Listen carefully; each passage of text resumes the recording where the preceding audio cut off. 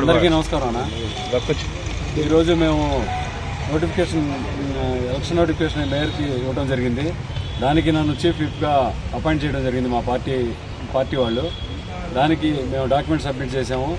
అట్లాగే మా mayor contestant మేము చేస్తూ ఉన్నాము.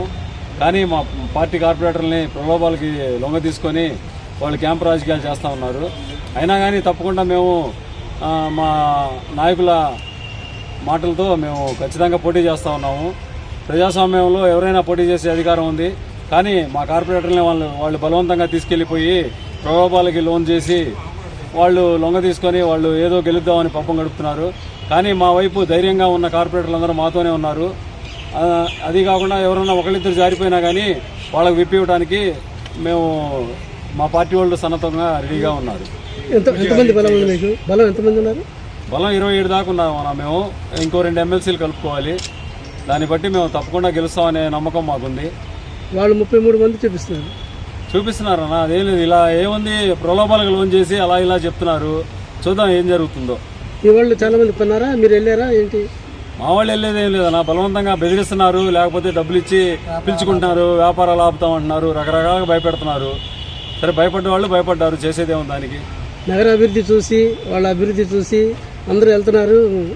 అభివృద్ధి అనేది వాళ్ళు చెప్పుకోవడమేనా? ఎలాగంటే ఇప్పుడు ఈ 9 నెలల్లో వాళ్ళు చేసింది ఏమీ లేదు. దాదాపు మేము మున్సిపల్ కార్పొరేషన్ నుంచి 400 కోట్ల రూపాయలు మేము ఖర్చు చేసాం. మేము ఎంత అభివృద్ధి చేసామో మీ కళ్ళారా కనిపిస్తూ ఉంది.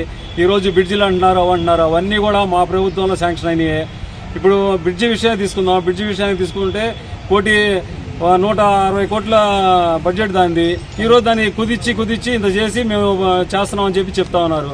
అవన్నీ మేము చెప్పడం కాదన్నా, మీకు కూడా తెలుసు. మీరు ఒకసారి అవగాహన చేసుకుంటే మీకే అర్థం అవుతుంది దాని గురించి. బాబు, మీకు గుంట్లన్నీ పూడ్చారంటే మీరు వాళ్ళు వచ్చిన తర్వాత? గుంటలు పూడ్చారన్నా. అవన్నీ మేము ప్రపోజల్ పెట్టినాయి. ఈ 10 నిమిషాల్లో ఏం జరిగిపోవన్నా. R&B రోడ్లు అవన్నీ కూడా మేము ప్రపోజల్ పెట్టినాయి, మేము చేసినాయి.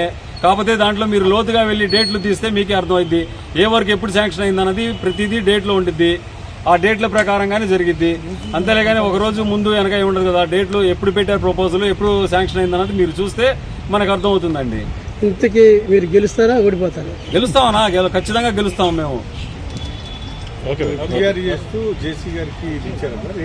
జేసీ గారికి విప్ ఇచ్చామండి. విప్ జారీ చేస్తా ఇచ్చాము. ఎవరైనా మీ పార్టీ కాదని వాళ్ళు ఓట్లు వేస్తే ఏంటి పరిస్థితి? వాళ్ళకి అనర్హత వేటు వేస్తామండి తప్పకుండా. చాలా మంది కార్పొరేటర్ రావాల్సింది, ఇద్దరు వచ్చారు. మా వాళ్ళంతా ఉన్నారు, మీటింగ్లో ఉన్నారు. మీటింగ్ జరుగుతూ ఉంది, టైం అయిపోతుంది కదా అని చెప్పి మేము ఇవ్వడానికి వచ్చాము.